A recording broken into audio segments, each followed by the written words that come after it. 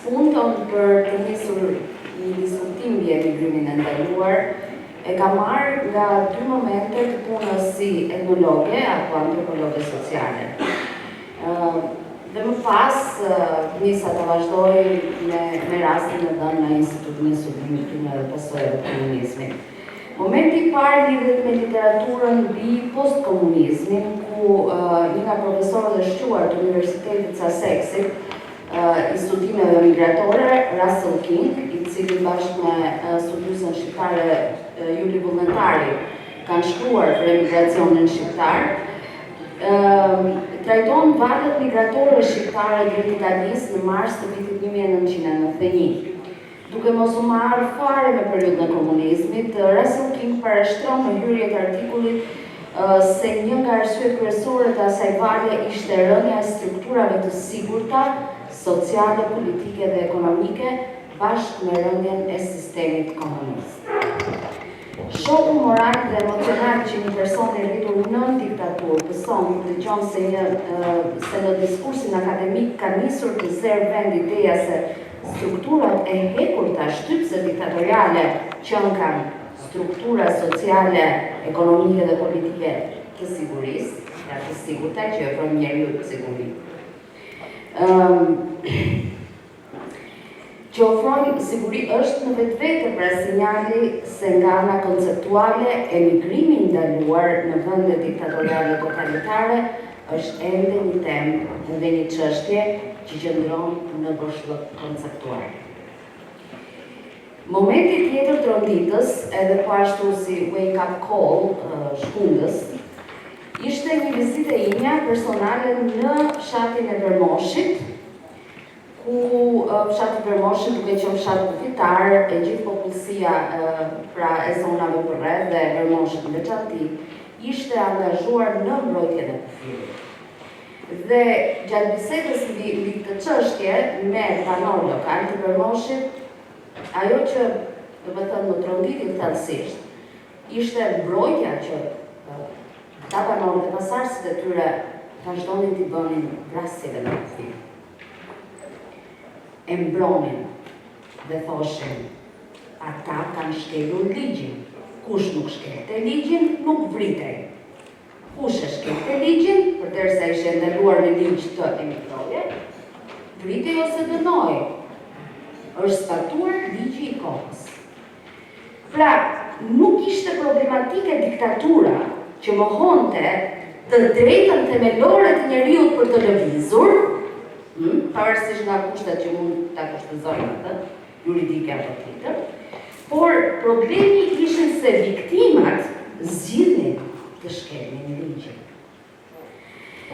Nga ana konceptuale, ky rast zbulon gjithashtu konceptin e nënshtetasit si ushtar civil, sepse siç e thash, banorët e fshatrave kufitare gjithashtu ishin mbrojtës së kufirit, megjithëse ishin civil.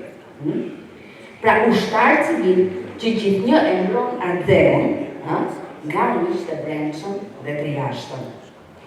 Dhe atëherë vjen pyetja tjetër konceptuale, ç'është ateu në këtë rast? Është ateu demokratia dhe nomenklatura? Ç'është armiku? Ç'është miku? Dhe a kemi të bëjmë në të rast? Gjithë ky proces dune që Enriketa përpunoi, na shtron çështjen se janë e fiksuar në koncepte. A kemi të bëjmë me militarizim të nënshtetësisë? Është militarizimi I nënshtetësisë në vazhdim dhe në vazhdim me riedukimin apo edukimin si proces që thot Marksi, I cili pra krijon këtë bazë për ruajtjen e hekur të kufirit dhe për ndalimin e emigrimit. Asnjë dukuri shoqërore, kulturore, ekonomike dhe politike nuk mund të kuptohen nëse raditen vetëm fakte.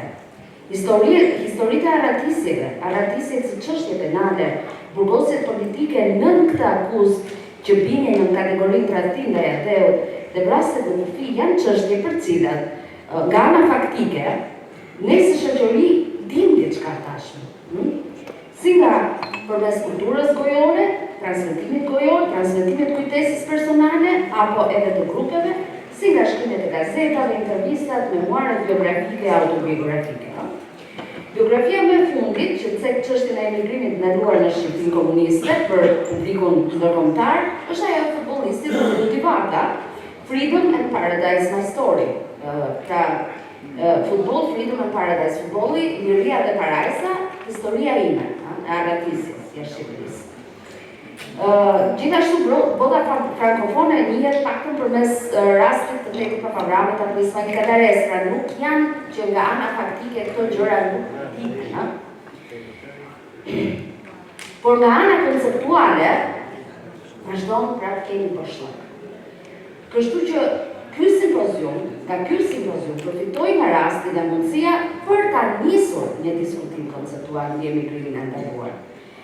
Emigrimi i ndaluar ndihmon në zbardhjen dhe të kuptuarin e logjikës totalitare dhe të mekanizmave të ingranazhit të saj, ndërsa vetë totalitarizmi komunist përbën kontekstin shëngues përmes të cilit mund të kuptohen disa aspekte të dukurive migratore që nuk përshfaqen në kontekste të tjera. Prandaj, një pikë tjetër që vlen të diskutohet është ajo terminologjike. Aratisje, dezertim apo emigrim i ndaluar? Si duhet ta quajmë ne si studiues tashmë sot? Në legjislacion, nga ana juridike, nga proceset gjyqësore, nga dënimet që janë dhënë, po dhe në diskursin e popullsisë së thjeshtë, ato janë quajtur aratisje. Dhe aratisja është njohur si një nga format e tradhtisë së ndaj drejt, okay? Por për sistemin mund të themi se përdorimi i termit aratisje, që ka presupozon njeriu aratiset nga një përpjekje, nga një shtypje dhe nga një dhunë, ishte si një formë subkoshente e të pranuarit që ishte një sistem i dhunshëm dhe njerëzit aratisen prej tej, se njerëzit nuk mund të quhet se aratisen nga diçka e bukur. Megjithatë, a mund vazhdojmë neve sot që të përdorim vetëm termin aratisje, ku në fakt kemi të bëjmë me drejtën themelore të njeriut për të emigruar dhe ky emigrim ndalohet? Jo, aratisje po, a duhet të jetë vetëm ky term aratisje, në kohë që në vetvete kemi të bëjmë një ndalim i cili dënohej me gjyq, me ligj. Pra, largimi paniqëm e tjerë. Kështu që unë jam për një propozoj për një darmishmëri termash, jo ta mbajmë më tashmë vetëm atë që ka përdorur regjimi atëherë.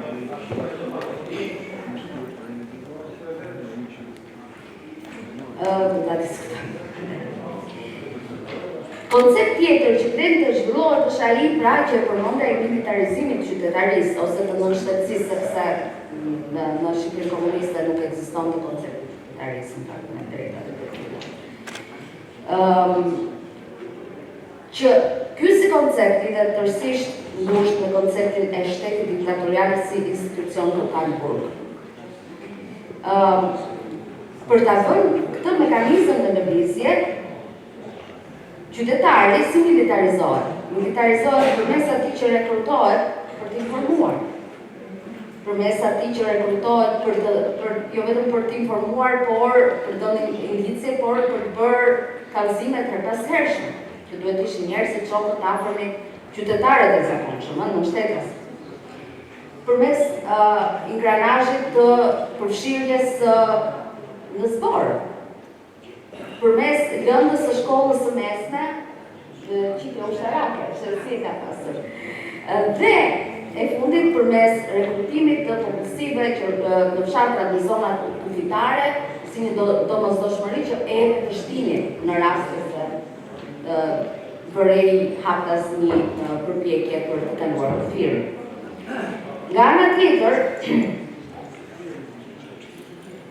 pjesë e këtij mekanizmi është patjetër edhe ndëshkimi, pra e militarizimit popullsisë. Kur themi ndëshkimin nuk e kam fjalën për internimin, jo vetëm sepse ato dihen edhe po studiohen edhe po thuhen, por për këto raste që ju përmend edhe nga zoti Frezi, ndëshkimi si formë, si mekanizëm futjeje të frikës, duke ekspozuar trupin e të vrarit Dhe ne kemi shumë nga Saranda, nga Kupredeci, nga Shkodra, që çdo të brava kufi e shqiptisnin pra në për qytet, që popullsia ta shikte. Ata si trofe, por edhe si shembull konkret shqip çka ndodh në rast se, pra një mekanizëm bindje përmes frikës, jo përmes pra propagandës pozitive, pushtetit. Dhe të gjitha këto nuk mund të kuptohen pa kuptuar konceptin e institucionit total, të cilin unë e kam zhvilluar në një punim tjetër dhe nuk të zgjatem këtu, po institucion total konceptin sociologjik të Burgu. Dhe shteti totalitar, sidomos ai shqiptar, përmes edhe kufirit të cilin e ndërketa e bukur e kapoj si realitet dhe si simbolik, ishte për tek folurit metaforik Shqipëria burg. Shteti totalitar duhet trajtuar si një burg i madh masiv, i cili ruhet përmes ushtaraka. Unë kaq kisha si propozime për hapje diskutimi mbi emigrimin e ndaluar. Faleminderit.